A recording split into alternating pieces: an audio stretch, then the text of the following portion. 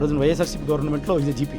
So ఆయనతో కూడా సంబంధాలు పెట్టుకొని ఈ శాంతిను, తర్వాత పోతిరెడ్డి సుభాష్, తర్వాత ఈ విజయసాయిరెడ్డి, ఈ ముగ్గురు కలిసి సుమారుగా 1500 కోట్ల భూములు.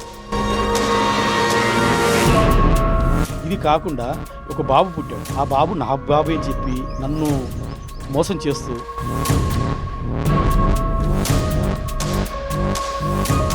సో ఇప్పుడు తర్వాత ఈ అమ్మాయి ఆ బాబుకి తండ్రి ఎవరో తెలియదు. ఇప్పటికి రేపైనా స్కూల్కి వెళ్ళిన తర్వాత ఆ పిల్లోడికి తండ్రి ఎవరైనా ఏం చెప్పుకుంటాడు? విజయసాయిరెడ్డి ఫోటో చూపిస్తారు, మదన్ మోహన్ ఫోటో చూపిస్తారు, లేకపోతే పోతిరెడ్డి ఫోటో చూపిస్తారు వీడియోలు పిల్లలు. వెల్కమ్ టు క్యూటీవీ మీడియా, నేను నందిని. నలుగురికి మంచి చెప్పాల్సిన గవర్నమెంట్ అధికారులే ఎన్నో అవినీతి ఆరోపణలు ఎదుర్కొంటూ జైలుకు వెళ్తున్న పరిస్థితులు అయితే ఇప్పుడు మనం చూస్తున్నాం. అయితే విశాఖ దేవాదాయ శాఖ ఎక్స్ అసిస్టెంట్ కమిషనర్ శాంతి గారు అయితే ఎన్నో రకాల అవినీతి ఆరోపణలు ఎదుర్కొంటూ ప్రజెంట్ అయితే జైల్లో ఉన్నారు. సో దీనికి సంబంధించి శాంతి భర్త మదన్ మోహన్ గారు అయితే ఈరోజు మన ముందు ఉన్నారు. ఈ కేసుకి సంబంధించి తాజా అప్డేట్ ఏముంది, అలాగే అసలు ఏం జరిగింది, ఏం జరుగుతుంది అనేది ఒకసారి ఆయన మాటలు అడిగి తెలుసుకునే ప్రయత్నం చేద్దాం. సార్ నమస్తే. నమస్తే మేడం. సో ముందుగా I want to thank QTV ఈ ఇచ్చినటువంటి చక్కటి ఆపర్చునిటీని బట్టి. సో మొదటగా గత 2 ఏళ్ళుగా ఆల్మోస్ట్ 2024 నుంచి మీరందరూ చూస్తూ ఉన్నారు అసలు ఏం జరుగుతూ ఉంది అనేది. సో ఈ మధ్య నిన్న 7వ తారీఖు ఏప్రిల్ 7వ తారీఖు ఏసీబీ వాళ్ళు ఒక్కసారిగా మూకుముడిగా 3-4 ఇళ్ల మీద ఆమె ఇంటి మీద రైడ్ చేసి ఆమెను, అంటే వాళ్ళ దగ్గర పక్కా ఎవిడెన్సెస్ ఉన్నాయి కాబట్టి వాళ్ళు రైడ్ చేసి ఎఫ్ఐఆర్ చేసి ఆమెను అరెస్ట్ చేశారు. అరెస్ట్ చేసి నిన్న మొన్న అంటే గత 2 days అమ్మాయిని కస్టడీకి తీసుకున్నారు. కస్టడీకి తీసుకొని ఇంట్రాగేట్ చేస్తూ ఉన్నారు. సో నేను ఇవాళ న్యూస్లో చదివింది ఏంటంటే ఇంట్రాగేషన్లో అమ్మాయి నోరు విప్పట్లేదు అని. మరి నోరు విప్పకపోవడానికి గల కారణాలు ఏంటో నాకైతే తెలీదు. సో ఏసీబీ వాళ్ళకి అన్నీ తెలుసు. సో ఒక అమ్మాయిని అరెస్ట్ చేయడము, ఒక అధికారిని, దేవాదాయ శాఖ అధికారిని అరెస్ట్ చేయడం అంటే దాని వెనకాల ఈమె ల్యాండ్లు, దేవాదాయ శాఖ భూములకు సంబంధించినటువంటి కొన్ని తప్పుడు పనులు చేసింది కాబట్టి వాళ్ళు అరెస్ట్ చేశారు. సో ఇప్పుడు ఈ అమ్మాయికి 14 రోజులు రిమాండ్ ఇచ్చారు అఫీషియల్గా కోర్టు వాళ్ళు. ఈ అమ్మాయిని తొందరగా విడుదల చేయకుండా దీన్ని ఇంకొక, నాకు తెలిసి అయితే మినిమం ఏసీబీ వాళ్ళు అరెస్ట్ చేస్తే 3 నెలలు అరెస్ట్ చేస్తారు. అందుకైతే కనీసం 3 months of time is required to do proper and healthy interrogation. So ఈ అమ్మాయిని ఒక 14 రోజులు తర్వాత ఇంకొక 1 monthకు వదిలేస్తే బయటకు వచ్చేసి ఈ అమ్మాయి ఎవిడెన్సెస్ని ట్యాంపర్ చేసే అవకాశం ఉంది. కాబట్టి నేను అడిగేది ఏంటంటే ఇప్పుడు ఈ అమ్మాయి నోరు ఇప్పుడంత మాత్రాన ఏదో బాబుని చూపించేసుకుని నాకు బెయిల్ కావాలా, నాకు 3 ఏళ్ళ పిల్లోడు ఉన్నాడు నాకు బెయిల్ కావాలంటే కాదు. అది వేరు ఇది వేరు. కాబట్టి నేను ఏసీబీ వారినైనా సరే లేకపోతే గవర్నమెంట్ని కోరేది ఏంటంటే ఈ అమ్మాయిని సీరియస్గా మళ్ళీ కస్టడీకి తీసుకోండి. కోర్టుని అడిగి, ఏసీబీ కోర్టుని అడిగి మళ్ళీ ఆమెను కస్టడీకి తీసుకొని మళ్ళీ ఇంట్రాగేట్ చేయండి. ఇంట్రాగేట్ చేసి ఆమెతో నోరు ఇప్పించండి. నోరు ఇప్పించకపోతే ఒక 4 ఏళ్లలో ఒక అమ్మాయి, ఒక సాధారణ employee, how she can earn around 12 crores of. Sir అసలు శాంతి జీతం ఎంత సార్? అంటే ఒక గవర్నమెంట్ ఉద్యోగి ఆవిడ. సో ఆవిడ జీతం ఎంత అసలు ఆమెకు 2020లో జాబ్ వచ్చిందమ్మా. సో ఆమె జీతం వచ్చేసి గట్టిగా కొడితే ఒక 60,000 ఉంటుంది. 58 నుంచి 60,000 అంతే. ఇప్పటికీ ఆవిడ ఎన్ని కోట్ల ఆస్తులు అయితే సంపాదించారనుకోవచ్చు? ఇప్పుడు మన కళ్ళ ముందే దగ్గర 12 కోట్ల రూపాయల ఆస్తులు కనిపిస్తూ ఉన్నాయి. ఇది ఫిక్స్డ్ అసెట్స్, ఇది బిల్డింగ్స్ రూపంలో. ఒక గవర్నమెంట్ అధికారి 60,000 రూపాయల జీతంతో ఈ 4 సంవత్సరాల్లో కొన్ని కోట్ల ఆస్తులను అయితే సంపాదించారు అని చెప్పేసి మదన్ మోహన్ గారు అయితే చెప్తున్నారు.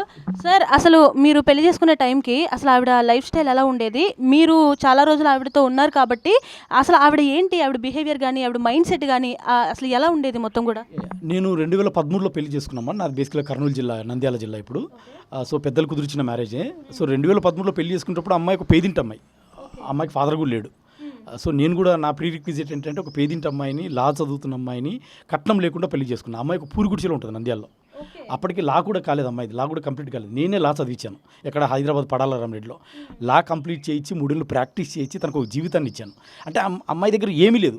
ఏమీ లేనిది ఎప్పుడైతే నేను 3-4 ఏళ్ళు ప్రాక్టీస్ చేసి మంచి చెడు నేర్పించి చేయి పట్టుకొని నడిపించిన తర్వాత ఎప్పుడైతే అసిస్టెంట్ కమిషనర్ జాబ్ వచ్చిన తర్వాత ఈ పెద్దలతో నెక్సెస్ పెట్టుకొని ఈ 4 ఏళ్లలో డబ్బులు సంపాదించేసుకొని ఇదే శాశ్వతము అనేసి కన్న 2 ఆడపిల్లలను భర్తని రోడ్డు మీద పడేసి నాకు డబ్బే ముఖ్యమంటూ ఆ మధ్యలో విజయసాయిరెడ్డితో సంబంధాలే కాకుండా ఉత్తరాంధ్రలో విశాఖపట్నంలో విజయసాయిరెడ్డితోటి ఈ ల్యాండ్స్ వీటిలో సంబంధాలు కాకుండా మధ్యలో ఆ రోజున GP, government leader for special GP Pothireddy Subhash, ఆయన కూడా విజయసాయిరెడ్డి మనిషే.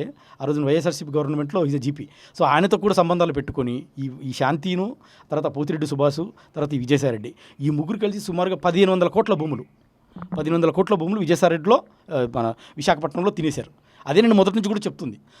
అందులో భాగంగానే ఈ అమ్మాయికి కొంత ముడుపు అందింది. ఆ ముడుపులో భాగమే ఇవాళ మనం చూస్తున్నటువంటి ఆస్తులు, శాంతి ఆస్తులు. సార్ సంబంధాలు అని చెప్పేసి అంటున్నారు, అలాగే ఇద్దరు ముగ్గురు పేర్లు కూడా మీరు మెన్షన్ చేస్తున్నారు. అంటే ఏ రకమైన సంబంధాలు అయ్యి? ఇప్పుడు ఇప్పుడు ఆ అమ్మాయికి నాకు ఇద్దరు ఆడపిల్లలండి. ఆ పాపతోటి శాంతితోటి నాకు ఇద్దరు ఐ హ్యాడ్ 12 గర్ల్ బేబీస్. వాళ్ళకు 10 ఇయర్స్, ఇప్పుడు 11 ఇయర్స్ పిల్లలు.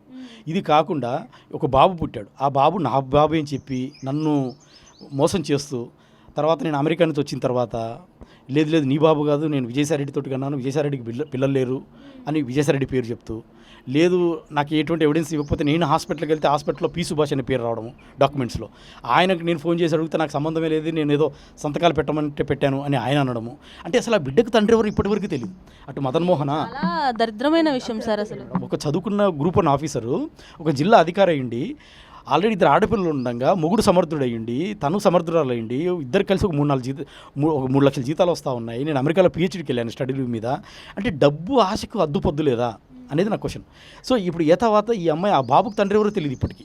ఇది ఇంకా చాలా ఘోరం కదా సార్. అసలు ఇప్పుడు ఆ పిల్లోడు కూడా రేపు పొద్దున్న ఇప్పుడు నా పోరాటం కూడా ఇవన్నీ క్లియర్గా తేలిపోవాలి. ఇప్పుడు తేలికపోతే 10-15 ఏళ్ళ తర్వాత మళ్ళీ ఇవన్నీ నాకు ఫ్యూచర్ కాంప్లికేషన్స్ క్రియేట్ అవుతాయి.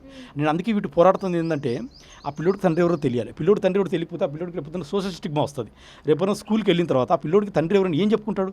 విజయసాయిరెడ్డి ఫోటో చూపిస్తారు, మదన్ మోహన్ ఫోటో చూపిస్తారు, లేకపోతే పోతిరెడ్డి ఫోటో చూపిస్తారు వీడియోలు పిల్లలు. కాబట్టి ఆ పిల్లోడికి సోషల్ స్టిగ్మా ఉండకూడదు. అంటే ఆ పిల్లోడికి తండ్రి కూడా తెలియాలి. అంటే అది personal issue. Sir DNA test చేస్తే మొత్తం క్లియర్ అయ్యిద్ది కదా. నేను డిఎన్ఏ టెస్ట్కి ఆల్రెడీ కోర్టులో వేసుకున్నాను మేడం. డిఎన్ఏ టెస్ట్ చేస్తే ఆ సుభాష్ రెడ్డి అనే వ్యక్తి కూడా కోర్టులో, హైదరాబాద్ కోర్టులో ఏమేసి అంటే నాకు బిడ్డకు సంబంధం లేదు, I'm ready for DNA test అంటాడు. కానీ ఇక్కడ ప్రాబ్లం ఏంటంటే నేను కూడా రెడీనే, కానీ ఇక్కడ విజయసాయిరెడ్డి అనే వ్యక్తి ముందుకు రావట్లేదు.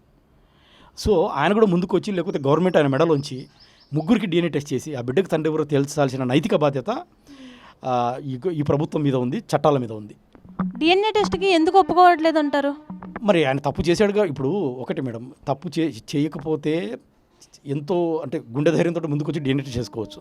మరి తప్పు చేశాడు కాబట్టి భయపడుతూ ముందుకు రావట్లేదు ఆయన విజయసాయిరెడ్డి వ్యక్తి.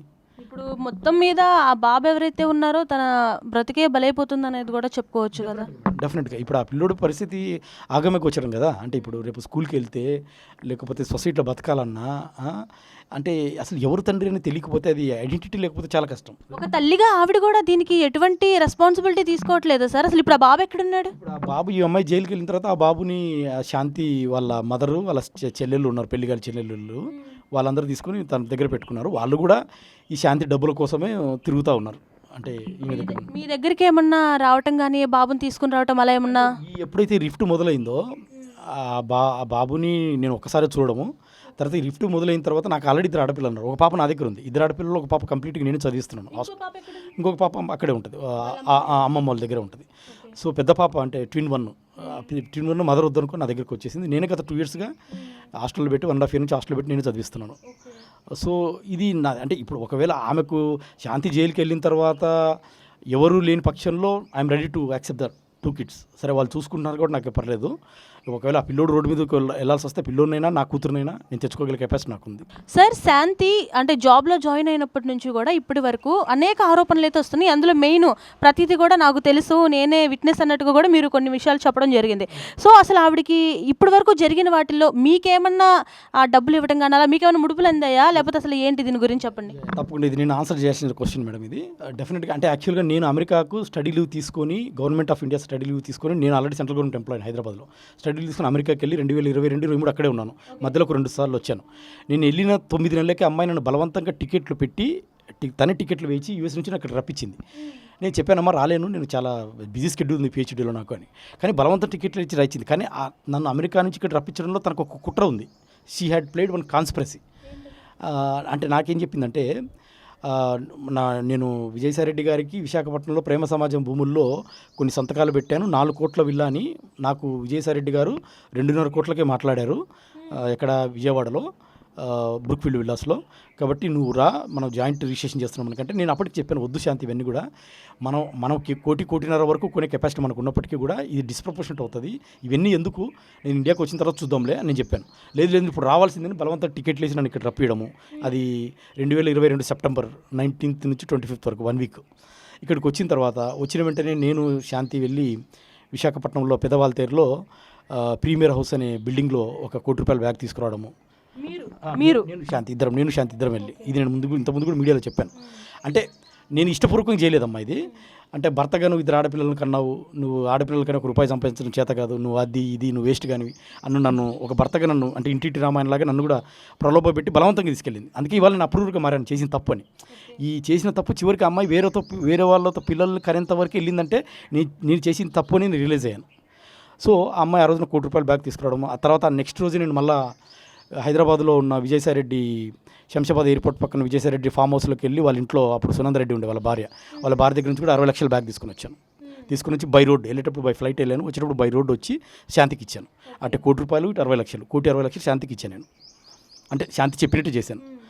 సో ఈ మధ్యలో మళ్ళీ నేను before I went back to America, అమ్మాయితో నేను ఫిజికల్గా కలవడము, వెళ్ళిన కొన్ని రోజులకి నేను అమెరికాకి వెళ్ళిన కొన్ని రోజులకి నేను ప్రెగ్నెంట్ అయినా చెప్పడము. కానీ ఇక్కడ విషయం ఏంటంటే అమ్మాయికి ఆల్రెడీ తన కడుపులో అప్పటికి 2 months బేబీ ఉంది.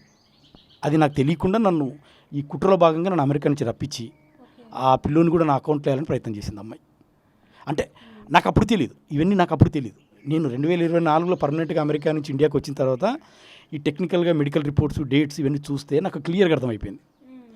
సో టెక్నికల్గా నేను కాదు అంటే ఇప్పుడు ఈ అమ్మాయి పిల్లోని ఎవరినో కానీ ఆ బిడ్డ కడుపులో పడి పిల్లోడు పుట్టిన 6 నెలల వరకు నా బిడ్డని నేను నమ్మేటట్టు నన్ను చేసి, నేను ఇండియాకి వచ్చిన తర్వాత ఈ బిడ్డకు నువ్వు తండ్రి కాదు విజయసాయిరెడ్డి, నాకు IVF చేసుకున్నాను, విజయసాయిరెడ్డి బిడ్డలు లేరు, నేను అందుకే కన్నాను అని అదొక భ్రమ చేసి నాకు 3-4 నెలలు నన్ను అలా సతాయించి నాకు సరైన ఎవిడెన్స్ ఇవ్వకపోవడం వల్ల నేను హాస్పిటల్కి వెళ్ళడం, అపోలో హాస్పిటల్ విశాఖపట్నంలో ఈమె ఎక్కడైతే డెలివరీ అయిందో అక్కడికి వెళ్తే నాకు అక్కడ పోతిరెడ్డి సుభాష్ తోటి సంతకం పెట్టడం, ఆయనతో నేను మాట్లాడితే నాకు సంబంధమే లేదు అనడము. అంటే నేను కాదు ఆయన కాదు మరి విజయసాయిరెడ్డి ఏమో మీడియా వాళ్ళని తిట్టడము, దీంట్లో మీ DNA టెస్ట్కి రండి, దీంట్లో మరి పలాని మదన్ మోహన్ అనే వ్యక్తి మీ మీద ఆరోపణలు చేస్తున్నాడు కదా బిడ్డ విషయంలో, అంటే ఆయన మీడియా వాళ్ళని తిట్టడము. అంటే ఈ బిడ్డకు తండ్రి ఎవరో తెలియని అంటే ఈ భూములు ఆస్తులే కాకుండా బిడ్డను కనేంతవరకు వెళ్ళింది. సో ఇందులో అందుకే నేను అంటాను గవర్నమెంట్ కూడా ఏసీబీ వాళ్ళు కూడా లోతుగా వెళ్ళి శాంతి వెనుకలు ఉన్నటువంటి పెద్దలు ఆయన పోతిరెడ్డి సుభాష్ కావచ్చు, విజయసాయిరెడ్డి కావచ్చు, సరైన ఆధారాలతో వాళ్ళు పట్టుకుని వాళ్ళని అరెస్ట్ చేసి జైల్లో వేయాలి. ఒకవేళ ఏసీబీకి చేత కదా నేను ఇదే మీరు మీరు చేసినటువంటి ఎఫ్ఐఆర్ కాపీ, ఈ ఎఫ్ఐఆర్ కాపీ తీసుకొని నేను again I will approach to the ED enforcement director దగ్గరికి వెళ్ళిపోతాను. ఎందుకంటే వన్స్ యూ డిడ్ ఎఫ్ఐఆర్ నాకు ఈ ఎఫ్ఐఆర్ బేస్ తీసుకొని ఈడీకి వెళ్తాను. ఈడీ కూడా నాకు సాయం చేయకపోతే I will go to CBI.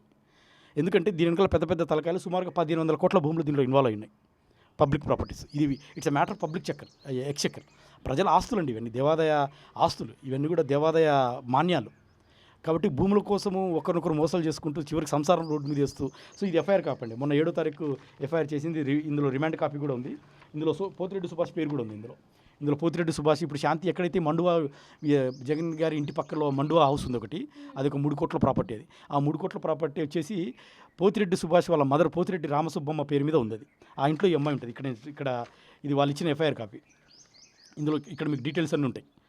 So Pothireddy Ramasubbamma ఇంట్లో ఉంటున్న ఆవిడ XGP పోతిరెడ్డి సుభాష్ యొక్క సహకారంతో శాంతి ఎన్నో తప్పుడు పనులు చేసింది అనేది ఇందులో నిరూపితమవుతా ఉంది. ఈ పోతిరెడ్డి సుభాష్ ఎవరో కాదు, వైఎస్ఆర్సీపీ గవర్నమెంట్లో విజయసాయిరెడ్డి నియమించినటువంటి ఒక జీపీ గవర్నమెంట్ లీడర్. సో నేనేమంటానంటే ఇప్పుడు ఈ శాంతి పేపర్ మీద ₹1,00,00,000 చూపొచ్చు కాక విల్లా, కానీ ఆ విల్లాకు ₹1,00,00,000 విల్లాకు నీకు ₹1,00,000 రెంట్ రాదమ్మా. సో డెఫినెట్గా ఇది 4 కోట్ల ప్రాపర్టీ మార్కెట్ వాల్యూ ప్రకారము. అందులో అందుకే ఇక్కడ కూడా మీకు she herself has agreed before the ACB. నేను నా ఇంటిని ఈ విల్లాని బ్రూక్ఫీల్డ్లో ఉన్న విల్లాని ₹1,00,000 రెంట్కి ఇచ్చానని తనే చెప్తా ఉంది. ₹1,00,000 రెంట్ వస్తుందంటే దాని market value should be 4 crores. అంటే ఇంత అమౌంట్ ఎట్లా వస్తుంది ఈ అమ్మాయికి? అంటే డెఫినెట్గా ఈ అమ్మాయి వెనక విజయసాయిరెడ్డి ఉన్నాడు, పోతిరెడ్డి సుభాష్ ఉన్నాడు. అందుకే ఈ అమ్మాయిని ఏసీబీలోంచి ఏదో కంటి తుడుపుగా లేదో ఐవాస్గా ఏదో చేసామంటే చేసేదని కాకుండా ఈమెకు బెయిల్ ఇవ్వకుండా ఈమెను విషయాలన్నీ బయటికి కక్కేంత వరకు మీరు కావాలంటే పోలీస్ పద్ధతులైనా సరే ఆమెను ఇంటరాగేట్ చేసి ఈమెకి ఈ ఆస్తులన్నీ ఎలా వచ్చాయి అనేది గట్టిగా ఇంటరాగేట్ చేసి ఈమె వెనకాల అసలు పోతిరెడ్డి సుభాష్కి ఈమెకున్న సంబంధం ఏంటి, రామసుబ్బమ్మ పోతిరెడ్డి సుభాష్ ఈమెకున్న సంబంధం ఏంటి, తర్వాత ఈ ముగ్గురికి విజయసాయిరెడ్డికి ఉన్న సంబంధం ఏంటి. సో ఇవన్నీ కూడా ఆమె నోటి ద్వారా చెప్పించి ఇందులో నిజాలు నిగ్గు తేల్చి ప్రజల ఆస్తుల్ని కాపాడాలి. ఆ బాబుకి సరే తండ్రి ఎవరో DNA టెస్ట్ ద్వారా చేయాలనేది నా యొక్క రిక్వెస్ట్ అమ్మా. ఫైనల్గా ఈ కేసులో అంటే ఆ బాబుకి కానీ ఇటు ఈ ఆస్తులకు కానీ ఎండోమెంట్ ఆస్తులకు కానీ మొత్తం మీద ఈ కేసుకు సంబంధించి ఏం చేస్తే మంచిది అంటారు? మీరు ఏం జరిగితే న్యాయంగా ఉంటుందని మీరు అనుకుంటున్నారు? మేడం డెఫినెట్గా ఇది ఫస్ట్ ఆఫ్ ఆల్ ఈ issue not only personal issue, అసలు ఇందులో పబ్లిక్ ఇష్యూ ఇన్వాల్వ్ అయింది. అంటే ఒక దేవాదాయ శాఖకి సంబంధించినటువంటి దేవుని మాన్యాలు, భూములు, ప్రజల ఆస్తులు ఇందులో లింక్ అయి ఉన్నాయి. కాబట్టి తప్పు చేసిన వాళ్ళు ఎవరైనా సరే, అది విజయసాయిరెడ్డి కావచ్చు, పోతిరెడ్డి సుభాష్ కావచ్చు, శాంతి కావచ్చు, మదన్ మోహన్ కావచ్చు, సో ఇందులో ఈ ప్రజల ఆస్తులు కాబట్టి దీని మీద ఒక సిట్ కమిటీ, ఒక స్పెషల్ ఇన్వెస్టిగేషన్ టీం వేసి మొత్తం A to Z ఆ శాంతి ఉద్యోగం పొందినప్పటి నుంచి, విజయసాయిరెడ్డి అక్కడికి వెళ్ళినప్పటి నుంచి, పోతిరెడ్డి సుభాష్ జీపీగా నియమించినప్పటి నుంచి వీళ్ళు ఏమేమి చేశారు, ఏ ఫైల్ మీద సంతకాలు పెట్టారు అనేది బయటికి తీసి వాళ్ళని డెఫినెట్గా శిక్షించాలి. ఏ భూములు అయితే మారాయో ఆ భూములు మళ్ళీ రివర్స్ చేసుకోవాలి గవర్నమెంట్. సో వీళ్ళని శిక్షించాలి. ఇదే కాకుండా చక్కటి సంసారాన్ని వీళ్ళు పాడు చేశారు. ఏది రాజకీయ నాయకులు, సోకాల్డ్ రాజకీయ నాయకులు విజయసాయిరెడ్డి కానీ, పోతిరెడ్డి సుభాష్ వీళ్ళందరూ కూడా. సో వాళ్ళని డెఫినెట్గా నాకు నష్టం జరిగింది. ఇంత పెద్ద ఆటలో అతిపెద్ద బాధితుని నేను. ఇప్పుడు అమ్మాయి శాంతి ఉంది. శాంతి ఈ ఆటలో ఒక బాబుని కనింది, ఒక 15 కోట్ల ఆస్తులు సంపాదించింది, చెప్పుకుని ఒక మొగుడి పేరు చెప్పుకుంటుంది, విజయసాయిరెడ్డి పేరో లేకపోతే పోతిరెడ్డి సుభాషో. చివరికి ఒక విక్టిమ్ని అయింది నేను, బాధితుని. అంటే 2 పిల్లలను రోడ్డు మీద వేసుకుని, ఆడపిల్లల్ని, భార్య లేకుండా, సంసారం లేకుండా, తిండి తిప్పలు లేకుండా, రోడ్ల పోలీస్ స్టేషన్ల చుట్టూ తిరుగుతూ, కోర్టుల చుట్టూ తిరుగుతూ, ఉద్యోగం చేసుకుంటూ, అంటే నా బాధ వర్ణనాతీతం. అంటే నేనేమంటానంటే, కాబట్టి నేను బాధితుని కాబట్టి ఇందులో నేను కూడా కింద నుంచి వచ్చినాను. నేనేది వెల్లాఫ్ కాదు, నాకు ఒక ఉద్యోగం తప్ప ఏదీ లేదు. నేను ఇంకా దేశం కోసం అమెరికా వెళ్ళి పిహెచ్డీ చేసుకొని వచ్చాను. అంటే నేను నీతికి బతుకుతుంటే ఒక నీతివంతుని ఈ విధంగా పచ్చిగా మోసం చేస్తే మనం ఏ టైపు సంకేతాన్ని ఇస్తాం రాబోయే జనరేషన్స్కి? నా అలాంటి అమెరికాలో పిహెచ్డీ చేసిన వ్యక్తికే న్యాయం జరగకపోతే ఈ దేశంలో ఒక సామాన్యుడు, ఒక రిక్షా దొక్కేవాడు, ఒక సామాన్య డిగ్రీ చేసిన వాడు, అసలు వాడికి ఒక నిరీక్షణ కానీ, ఒక హోప్ కానీ ఉంటుందా ఈ సమాజంలో అనేది నా బాధ మేడం. సో నేను మీ ద్వారా కోరుకునేది ఏంటంటే, ఇందులో తప్పు చేసిన వాళ్ళని ఎవరైనా సరే శిక్షించండి, బాధితులకు న్యాయం చేయండి, ప్రజలకు హోప్నివ్వండి, నిరీక్షణ, వాళ్ళ ప్రజలకు ఒక హెల్దీ సిగ్నల్, ఒక ఆరోగ్యకరమైన సంకేతాన్ని ఇవ్వండి. అప్పుడే లోక కళ్యాణం జరుగుతుంది. సో చూసారు కదా, నీతిగా నిలవాల్సిన ఒక గవర్నమెంట్ ఆఫీసర్ అయ్యుండి ఇన్ని రకాల అక్రమాలు చేసుకుంటూ కూడా ఇన్ని కోట్ల గవర్నమెంట్ భూములని, ఎండోమెంట్ భూములని ఈ రకంగా కబ్జా చేయడం అనేది నిజంగా చాలా దారుణమైన విషయం. అలాగే కాకుండా అటు భర్త చూస్తుంటే ఆయన మాటల్లోనే వింటున్నారు, ప్రతిదీ కూడా ఎంత నిజాయితీగా అనిపిస్తుందో. ఇద్దరు ఆడపిల్లలు, ఇద్దరు కమల ఆడపిల్లలు, అలాగే ఒక బాబు. అసలు ఇప్పుడు ఆ బాబుకి తండ్రి ఎవరు అన్నది కూడా నిజంగా ఇది చాలా దారుణమైన పరిస్థితి. అంటే కడుపున పుట్టిన బిడ్డకి అసలు తండ్రి ఎవరు అని తను నిరూపించుకోవాల్సిన అవసరం ఖచ్చితంగా కూడా ఏ ఆడపిల్లకి కూడా రాకూడదు. అలాంటిది ఆ బాబు ఈరోజు తండ్రి ఎవరో తెలియక అలా పెరుగుతున్నాడు అంటే ఫ్యూచర్లో తన ఫ్యూచర్ ఎలా మారిపోతుందో కూడా మీకు నేను ప్రత్యేకంగా చెప్పవసరం లేదు. ఈ కేసులో ఏదేమైనప్పటికీ కూడా ఈ కేసులో సరైన న్యాయం జరగాలని, ఈ కేసులో ఎవరైతే ముడిపడి ఉన్నారో వాళ్ళకి తగిన శిక్ష ఈ కేసులో ఎవరైతే ముడిపడి ఉన్నారో వాళ్ళ చేసిన తప్పుకి తగ్గ శిక్ష అయితే పడాలి అంటూ కూడా, ఇది కనుక జరగకపోతే నేను ఎంతవరకైనా వెళ్తాను అంటూ కూడా శాంతి భర్త మదన్ మోహన్ గారు అయితే చెప్తున్నారు. ఈ వీడియోపై మీ అభిప్రాయాన్ని కామెంట్ రూపంలో తెలియచేయండి. మా ఛానల్ని ఫాలో అయిపోండి.